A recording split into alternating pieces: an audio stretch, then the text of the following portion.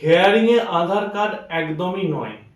হেয়ারিংয়ে কোন কোন ডকুমেন্টস চলবে না, যেগুলোর উপর আপনি ভরসা করে রয়েছেন সেগুলো আমি বলে দিচ্ছি।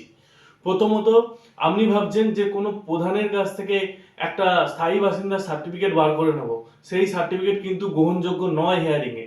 হেয়ারিংয়ে শুধুমাত্র এসডিও থেকে দেওয়া কোনো স্থায়ী বাসিন্দা বা ডোমিসাইল সার্টিফিকেট গ্রহণযোগ্য।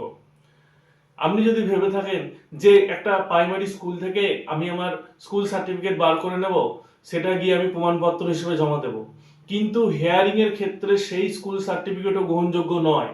হেয়ারিং এর ক্ষেত্রে শুধুমাত্র মাধ্যমিক বা তার পরবর্তী ক্ষেত্রে যে কোনো স্কুল সার্টিফিকেট গ্রহণযোগ্য।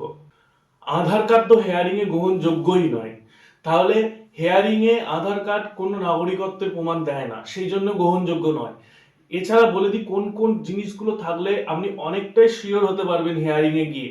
প্রথমত, যদি 1/7/1987 সালের আগে কোনো ব্যাংক, ডাকঘর বই যেটাকে আমরা বলি পোস্টের বই, পোস্ট অফিসে অনেকে বই করেছিলেন তখন, বা কোনো এলআইসি রসিদ বা এলআইসির কোনো বন্ড যদি আপনার কাছে থেকে থাকে, সেটি কিন্তু গ্রহণযোগ্য।